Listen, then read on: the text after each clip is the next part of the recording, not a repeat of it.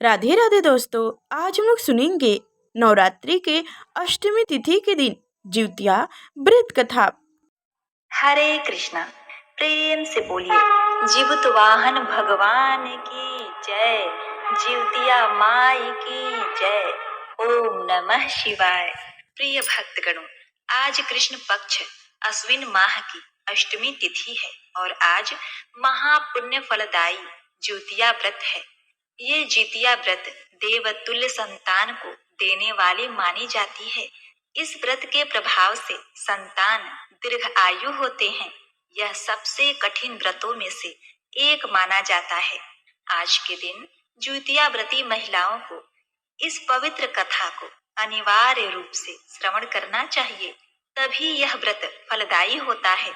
आज मैं सुना रही हूँ ज्योतिया व्रत की संपूर्ण 5 बड़ी ही दुर्लभ कथाएं।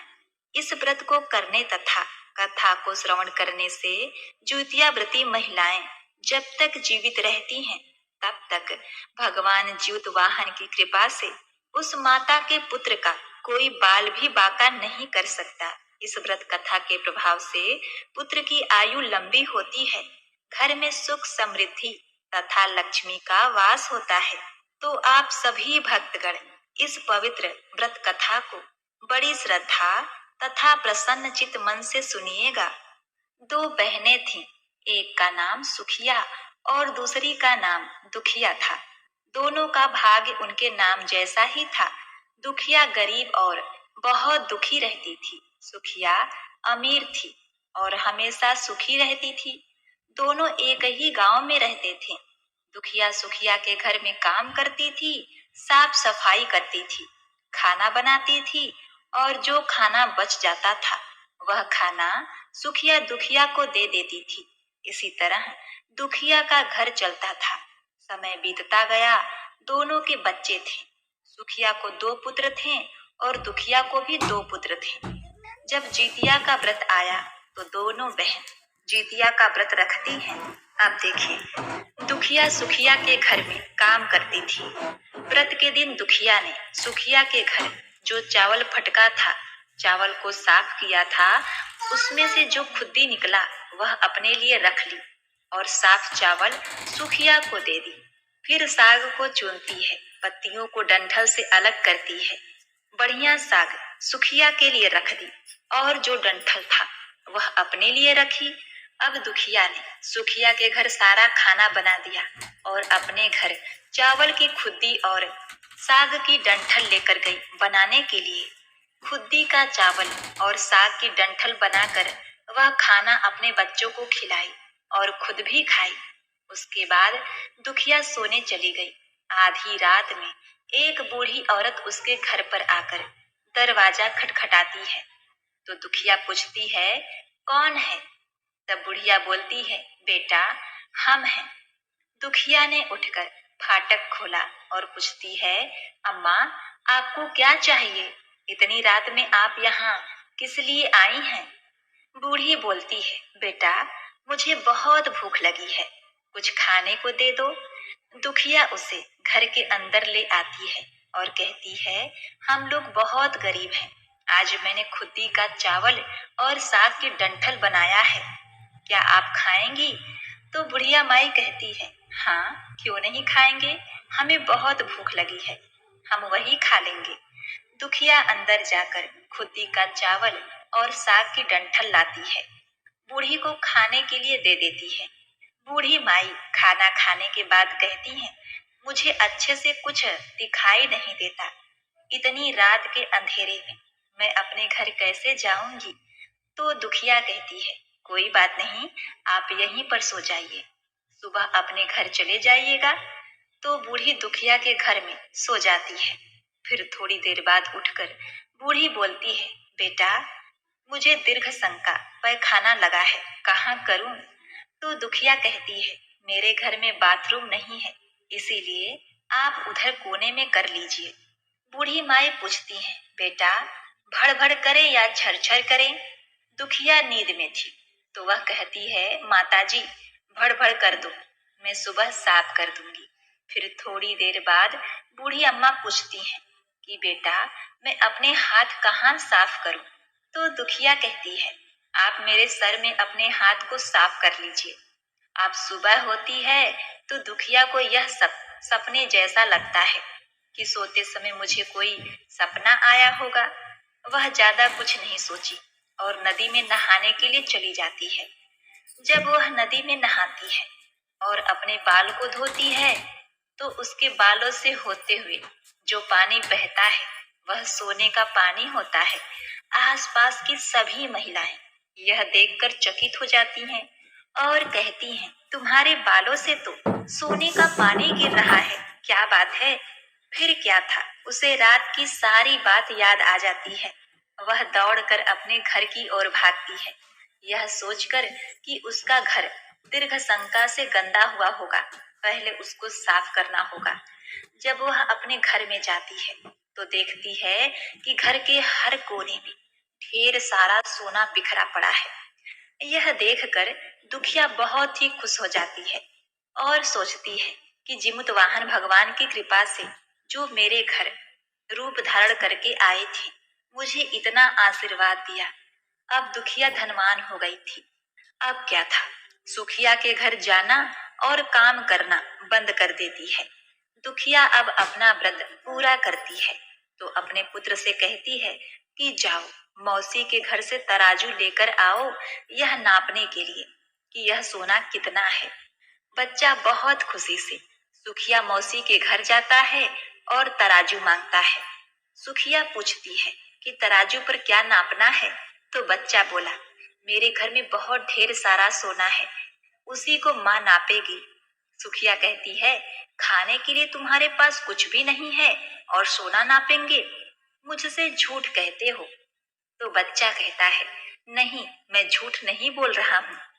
सुखिया सोचती है कि जब तराजू मांगी है तो कुछ न कुछ जरूर ही नापेगी, इसीलिए वह तराजू के पीछे गोद लगा देती है कि जो भी नपेगा वह थोड़ा सा इसमें चिपक जाएगा। अब देखिए, वह बच्चा तराजू लेकर अपने घर आता है।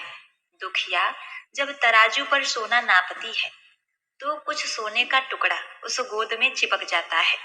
जब बालक तराजू लौटाने जाता है तो सुखिया उसको उलट पलट कर देखती है तो उसे तराजू में सोना लगा हुआ मिलता है।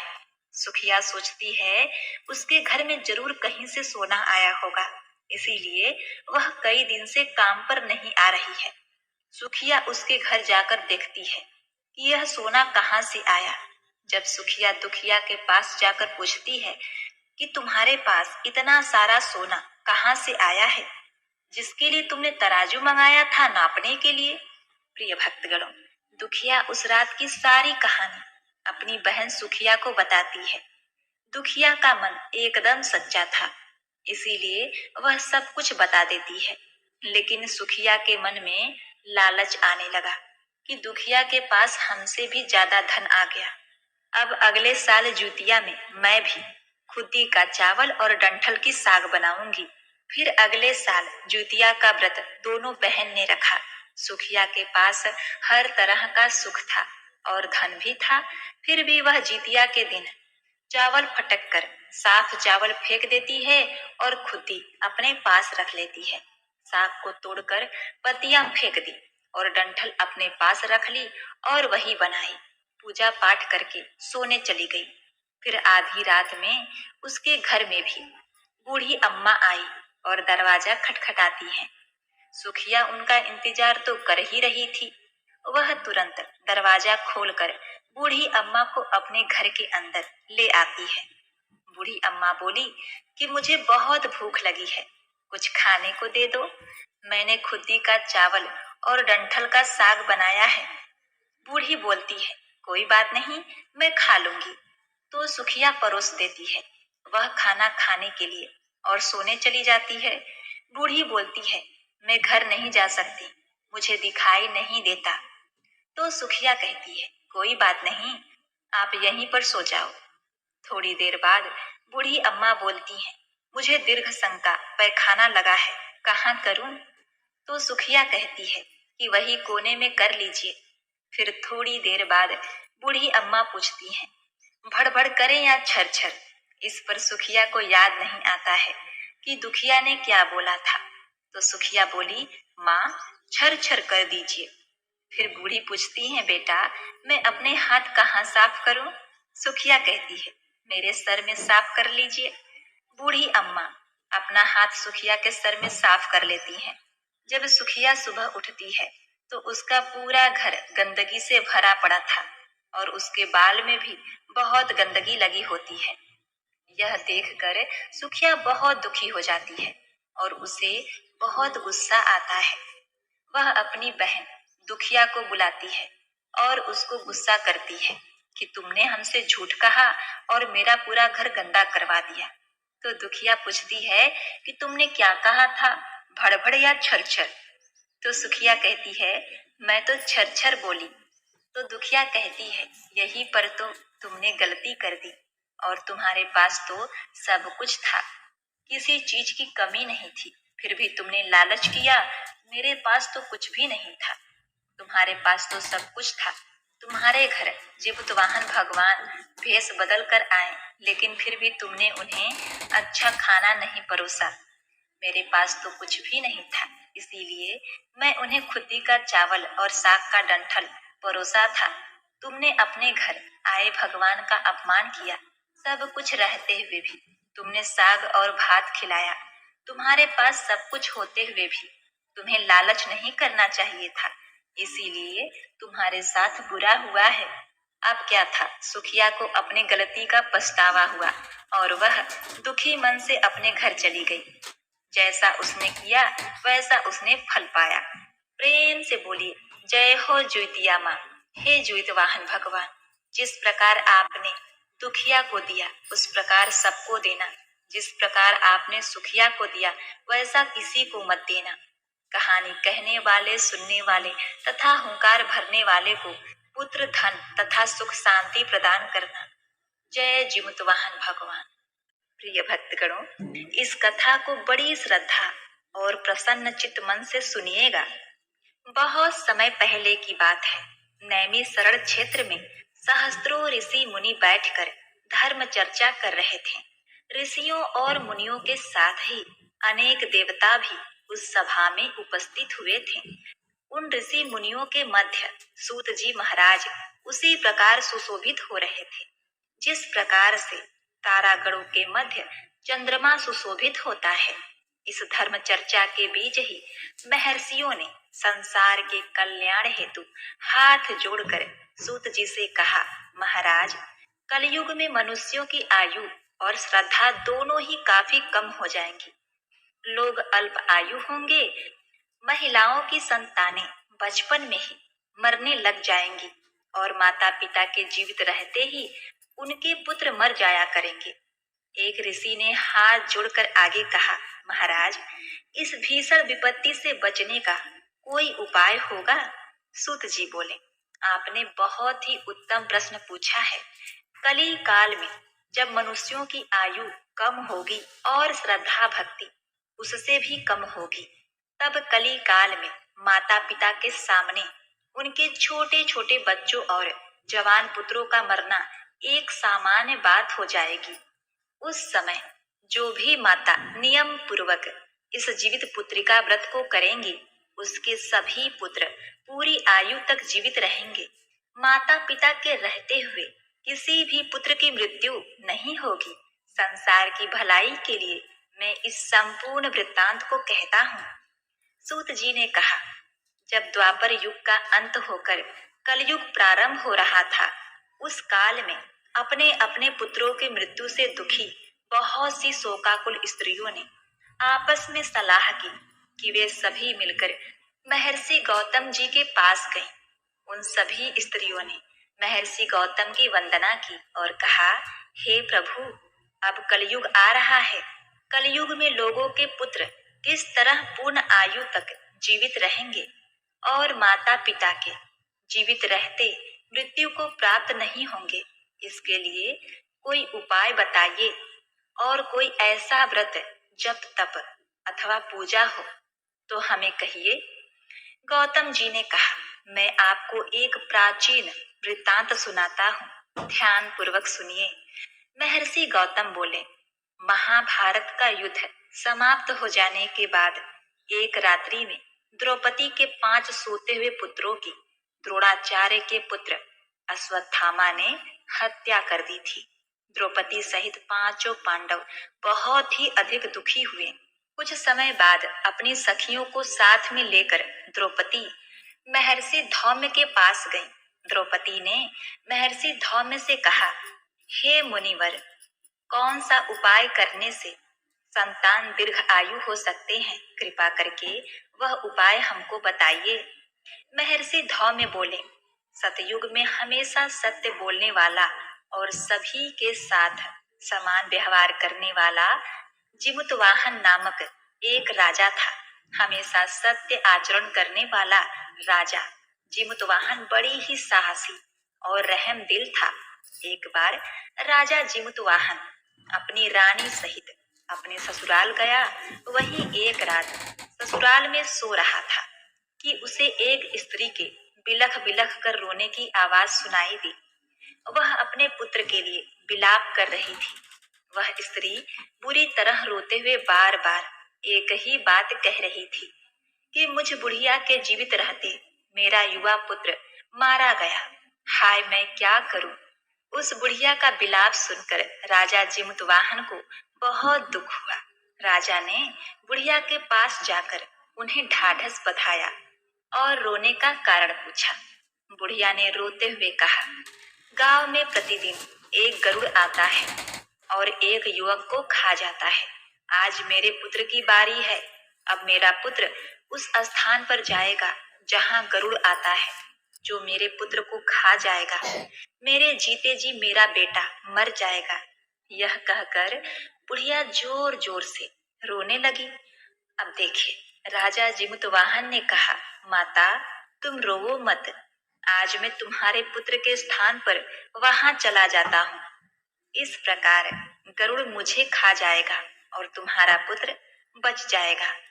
इतना कहकर राजा उस स्थान पर जाकर लेट गया जहां गरुड़ प्रत्येक रात्रि को आता था। तब समय पर पक्षी राज गरुड़ आए और चोंच से नोच नोच कर उनका मांस खाने लगे। जब गरुड़ ने उनका संपूर्ण बायां अंग खा लिया, तब जिमुतवाहन ने करवट बदलकर अपना दाहिना अंग गरुड़ के सम्मुख रख दिया। ये देखकर पक्षीराज गरुड़ बड़े आश्चर्य हुए। गरुड़ के मांस खाते समय जिमुतवाहन न तो रोया न ही चिल्लाया था और न ही उसने बचने की कोई चेष्टा की थी। आधा शरीर खाया जाने के बाद राजा अभी तक जिंदा था। गरुड़ जी को बड़ा आश्चर्य हुआ। गरुड़ जी सोचने लगे कि यह आदमी कोई साधारण मनुष्य नहीं, या तो देवता है या फिर कोई महान ऋषि होना चाहिए। गरुड़ जी ने राजा से पूछा, तुम मनुष्य तो नहीं जान पड़ते, क्या कोई देवता हो? तुम कौन हो? अपना नाम, कुल और निवास स्थान बतलाओ। पीड़ा से व्याकुल राजा जिमुतवाहन ने कहा, पक्षीराज, आपके ये प्रश्न व्यर्थ हैं। आप अपनी इच्छा अनुसार मेरा मांस खाइए और अपनी भूख मिटाइए। यह सुनकर गरुड़ जी को और भी अधिक आश्चर्य हुआ। गरुड़ जी ने अपने चमत्कार से राजा के शरीर को पूरा कर दिया। अब जिमुतवाहन पहले से भी अधिक स्वस्थ और सुंदर युवक बन गए थे। अब गरुड़ जी ने आदर पूर्वक राजा से उनका परिचय एक बार फिर पूछा। राजा जिमुतवाहन बोले, हे गरुड़ देव, मेरा नाम जिमुतवाहन है। मेरे पिता का नाम शालिवाहन और माता का नाम महारानी सौम्या है। हम सूर्यवंशी क्षत्रिय हैं। गरुड़ ने यह सुनकर गरुड़ ने कहा, हे राजन, मैं तुम्हारी दयालुता और त्याग की भावना देखकर बहुत प्रसन्न हूँ। तुम मुझसे कोई भी मनचाहा वरदान मांग लो। राजा ने कहा, हे पक्षीराज, यदि आप मुझे कोई वरदान देना चाहते हैं तो एक वरदान दीजिए कि आपने अभी तक जितने भी मनुष्यों को खाया है वे सभी जीवित हो जाएं। अब आगे से आप यहाँ के युवकों को न खाएं। यहाँ उत्पन्न होने वाले सभी बालक लंबी आयु को प्राप्त करें। गरुड़ जी ने तथास्तु कहा और उड़कर नागलोक चले गए। नागलोक से अमृत लाकर उन्होंने लाए हुए मनुष्यों के हड्डियों के ढेर पर डाल दिया। जिससे वे सभी मनुष्य जीवित हो गए। राजा जिमतवाहन अभी भी वहीं खड़े थे। गरुड़ जी ने राजा से कहा, मैं आज संसार के कल्याण हेतु एक वरदान दे रहा हूँ। आज अश्विन माह के कृष्ण पक्ष की अष्टमी है। यह अष्टमी सप्तमी रहित और अत्यंत शुभ है। आज तुमने यहाँ की प्रज्ञा को जीवन दान दिया है और मेरे द्वारा खाए गए हजारों मनुष्यों को पुनः जीवित कराया है। आज से यह तिथि अत्यंत पवित्र और ब्रह्म भाव से युक्त हो गई है। मैं यह अमृत तीनों लोकों द्वारा पूजित भवानी दुर्गा जी से लाया हूँ। भवानी दुर्गा जी के द्वारा दिए गए अमृत द्वारा ही इन सभी मनुष्यों को जीवन दान मिला है। यही कारण है कि मातेश्वरी दुर्गा जी का एक नाम जीवित पुत्रिका भी है। गरुड़ जी ने आगे कहा, राजन, आज के बाद इस तिथि को जो स्त्रियां जीवित पुत्रिका माता के रूप में दुर्गा जी तथा कुसा नामक घास से तुम्हारी आकृति बनाकर दुर्गा जी के साथ साथ तुम्हारी भी पूजा करेंगी, उसका सौभाग्य और वंश निरंतर बढ़ता रहेगा। इस बात में जरा भी संशय नहीं। अपनी बात को स्पष्ट करते हुए गरुड़ जी ने कहा, हे राजा जिमतवाहन, जिस दिन उदया तिथि अष्टमी हो अर्थात सप्तमी से रहित अष्टमी को ही ये व्रत करना चाहिए। सप्तमी युक्त अष्टमी को यह व्रत करने से इसका कोई फल नहीं मिलेगा। अतः शुद्ध अष्टमी को यह व्रत करके अगले दिन नवमी तिथि में ही इसका पारण करना चाहिए। यदि इन बातों का ध्यान न रखा जाए तो व्रत का प्रभाव नष्ट हो जाएगा। अब देखिए, जिमतवाहन को यह वरदान देकर गरुड़ जी भगवान विष्णु के पास बैकुंठ चले गए। राजा जिमतवाहन पहले तो अपने ससुराल आए और वहां से विदा लेकर अपनी पत्नी सहित अपने नगर में गए। महर्षि धौम्य ने द्रौपदी को यह संपूर्ण वृत्तांत सुनाने के पश्चात कहा, हे देवी, मैंने एक अतिशय दुर्लभ वृत्तांत तुमको सुनाया है। तुम मेरे द्वारा वर्णित विधि विधान से पूरी भक्ति भावना के साथ यह व्रत करो। इस व्रत में तुम दुर्गा जी तथा कुसा घास से बनाई गई राजा जिमतवाहन की पूजा करो और नवमी को ही तुम्हारी सभी मनोकामनाएं अवश्य पूर्ण होगी। एक बार प्रेम से बोलिए, जिमतवाहन भगवान की जय। जय माता ज्योतिया। ओम नमः शिवाय। प्रिय भक्तगणों, आइए सुनते हैं अब दूसरी कथा। नर्मदा नदी के पास एक कंचनवटी नाम का नगर था। वहां के राजा का नाम मलाई केतु था। उसी नर्मदा नदी के पश्चिम और बालुटा नाम की मरुभूमि थी, जिसमें एक विशाल पेड़ पर चील रहती थी और उसी पेड़ के नीचे एक सियारिन भी रहती थी। चील और सियारिन दोनों ही पक्की सहेलियां थीं। कुछ महिलाओं को जीतिया व्रत करते देख चील और सियारिन ने यह व्रत करने का संकल्प लिया और दोनों ही भगवान श्री जिमतवाहन की पूजा और व्रत करने का प्रण ले लिया। जिस दिन दोनों को व्रत रखना था, ठीक उसी दिन शहर के एक बड़े व्यापारी की मृत्यु हो गई और उसका दाह संस्कार वहीं पर मरुभूमि पर हुआ। मुर्दा देखकर सियारिन को भूख लगने लगी और वह खुद को रोक नहीं पाई, जिसके कारण उसका व्रत टूट गया। परंतु चील ने खुद पर संयम रखा और पूरी श्रद्धा और नियम से अपना व्रत पूरा किया। अब देखिए, उस सियारिन ने तो मुर्दा खाया था, इसीलिए उसका व्रत खंडित हो गया। वह सियारिन मुर्दा घाट पर से एक हड्डी उठाकर ले आती है और वह अपने मांद में छिपाकर धीरे धीरे रात को खाने लगती है। तब चील ने सियारिन से कहा, हे सियारिन बहन, तुम क्या खा रही हो? कट कट की आवाज आ रही है। तब सियारिन ने कहा, हे चील बहन, मैं क्या बताऊं, मैं दिन भर से भूखी हूँ और रात को भी भूखा रहना पड़ता है। मैं करवट बदल रही हूँ तो मेरी हड्डियां कट कट बोल रही हैं। मैं कुछ खा थोड़े ही रही हूँ। यह सुनकर चील ने कहा, हो सकता है बहन, तुम्हारी हड्डियां ही बोल रही होंगी। अब देखिए, उस चील ने सोचा कि उसकी बहन सियारिन सत्य बोल रही है, इस प्रकार से सुबह होती है। चील ने अपना पारण पूरा किया। अब देखिए, चील ने तो अपना व्रत पूरा किया था तो उसके बच्चे जियाच हो गए और वहां पर सियारिन ने अपना व्रत भंग कर लिया था और उसने हड्डी खा लिया था तो उसके पुत्र मुआच हो गए, मृत्यु को प्राप्त हो गए और वहां पर चील अपने बच्चों के साथ आनंद पूर्वक रहने लगी।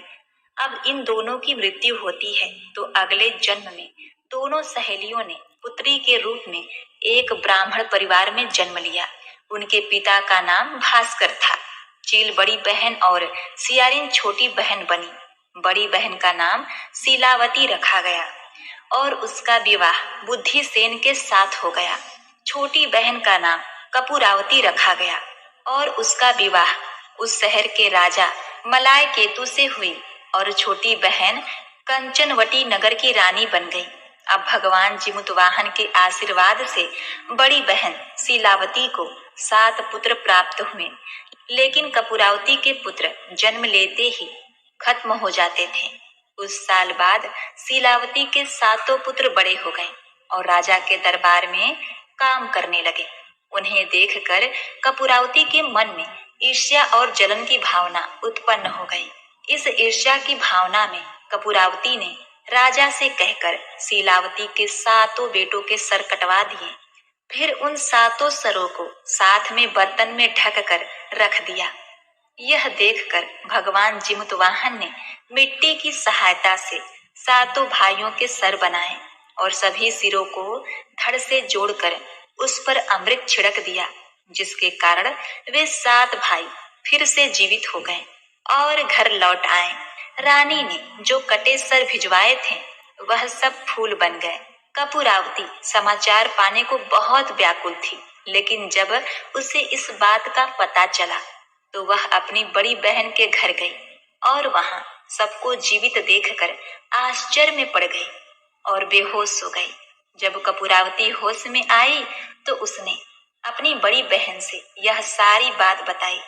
भगवान जिमुतवाहन की कृपा से बड़ी बहन को पूर्व जन्म की सारी बातें याद आ गई और वह अपनी छोटी बहन को उसी पेड़ के नीचे लगातार पूर्व जन्म की सारी बातें सुनाई, जिसे सुनकर कपूरावती फिर से बेहोश हो गई और मर गई।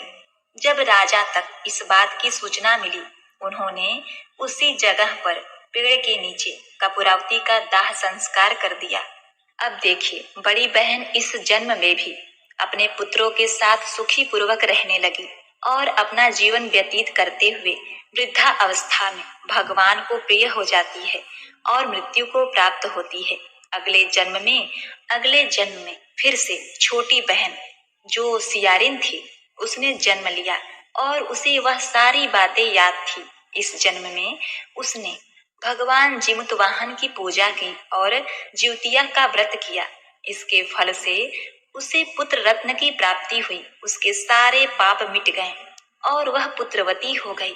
इस जन्म में वह अपना जीवन आनंद पूर्वक बिताने लगी। प्रेम से बोलिए जय जिमुतवाहन भगवान, जय हो जिउतिया माई। एक गांव में 2 बहनें थी जिनका नाम चुलिया और सियरिया था। चुलिया बहुत ही मेहनती थी और गरीब भी थी। वह मजदूरी करके अपने बच्चों को पालती थी, लेकिन सियरिया गलत आचरण वाली थी जो हमेशा मौज और ऐश करती थी और चुलिया से जलती भी थी। हर वक्त सियरिया यह सोचती थी कि चुलिया इतना खुश कैसे रहती है। चुलिया की हंसी खुशी सियरिया से सहन नहीं हो पाती।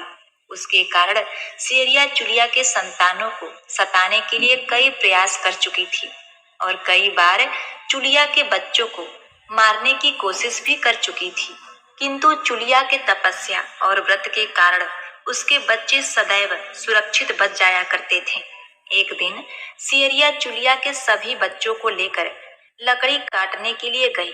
वहां जंगल में लकड़ी काटते काटते बच्चे थक गए और थोड़ी देर के लिए सो गए।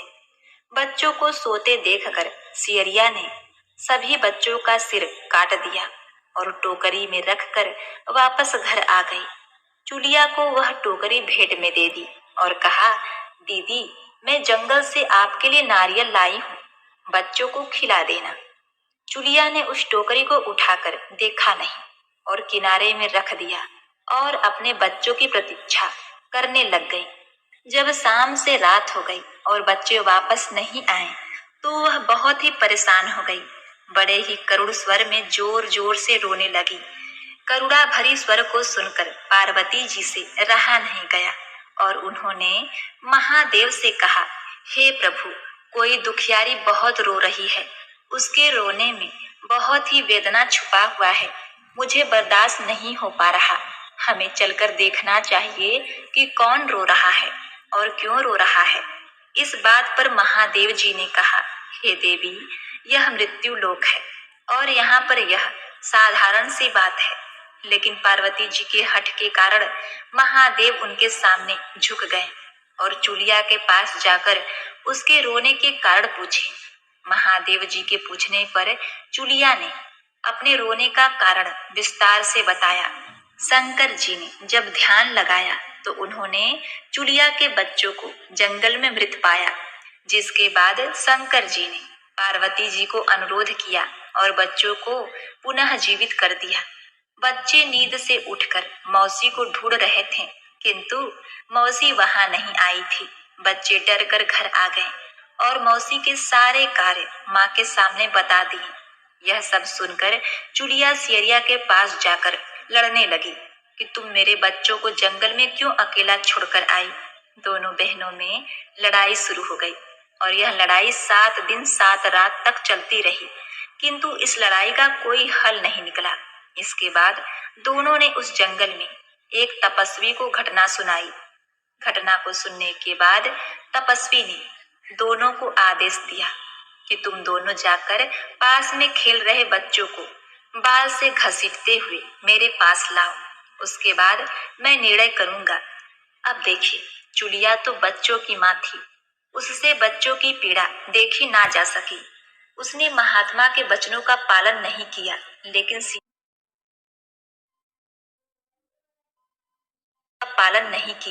लेकिन सियरिया दौड़ती हुई गई और खेलते हुए बच्चों को बाल से पकड़कर खींचकर ले आई। जिसके बाद तपस्वी ने सियरिया को यह श्राप दिया कि हर जन्म में इसी प्रकार तू सदैव जलती रहेगी और दुखी होती रहेगी। जो महिला किसी बच्चे की पीड़ा और माँ की ममता नहीं जानती, वह जीवन भर धरती पर दुख भोगने के अलावा और कुछ नहीं पाती। ऐसा कहकर ऋषि ने चुलिया को आशीर्वाद दिया और कहा, चुलिया, तू सदैव पुत्रवती रहेगी, तेरे पुत्र तेरे आंचल में लगे रहेंगे, तू जब तक जीवित रहेगी तेरे पुत्र तेरे समक्ष दिखाई देते रहेंगे, तू अपना जीवन सुखपूर्वक व्यतीत करेगी। ऐसा कहकर ऋषि जी अपने ध्यान में लग गए और चुलिया अपने बच्चों को लेकर खुशी खुशी अपने घर चली आई। प्रेम से बोलिए, जय शिव शंकर, जय जिमुतवाहन भगवान, जय ज्योतिया माई। ओम नमः शिवाय। प्रिय भक्तगणों, अब आइए सुनते हैं 5वीं कथा, जिसे सुने बिना यह कथा अधूरी मानी जाती है। महाभारत के युद्ध में जब अश्वत्थामा अपने पिता की मृत्यु से बहुत दुखी थे और अपने पिता की मृत्यु का बदला लेना चाहते थे, जिसके कारण वह पांडवों के शिविर में घुस गए। शिविर में उस समय 5 लोग सो रहे थे, जिसके कारण अश्वत्थामा ने उनको पांडव समझकर खत्म कर दिया, उनकी हत्या कर दिया। यह माना गया कि सभी पुत्र द्रौपदी के पुत्र थे। जिसके बाद अर्जुन ने अश्वत्थामा को बंदी बना लिया और उसकी दिव्य मणि छीन ली, जिसके कारण अश्वत्थामा ने क्रोध में आकर अभिमन्यु की पत्नी के गर्भ में पल रहे शिशु को भी ब्रह्मास्त्र के जरिए मार डाला। जिसके बाद भगवान श्री कृष्ण ने अपने सारे पुण्य का फल उत्तरा की अजन्मी संतान को दे दिया और गर्भ में पल रहे शिशु को पुनः जीवित किया। श्री कृष्ण भगवान की कृपा से इस पुत्र का नाम जीवित पुत्र का नाम दिया गया। तब से लेकर आज तक संतान की लंबी उम्र के लिए और उनकी मंगल कामना के लिए हर साल माताएं ज्योतिया या जीवित पुत्रिका का व्रत रखती हैं और परंपरा के साथ उन्हें पूरा भी करती हैं। प्रेम से बोलिए, जिमुतवाहन भगवान की जय। जय ज्योतिया मां। ओम नमः शिवाय। प्रिय, अगर हमारी कथा कैसी लगी कमेंट में अवश्य बताइएगा और ज़्यादा से ज़्यादा लोगों के पास शेयर कीजिएगा। और अभी तक हमारे चैनल को सब्सक्राइब नहीं किए हैं तो सब्सक्राइब करके बेल आइकन की घंटी दबा दीजिए, ताकि आगे जो मैं ऐसी कथा लेकर आऊँ तो सबसे पहले आप तक नोटिफिकेशन पहुँचे। तो फिर दोस्तों चलते हैं, राधे राधे।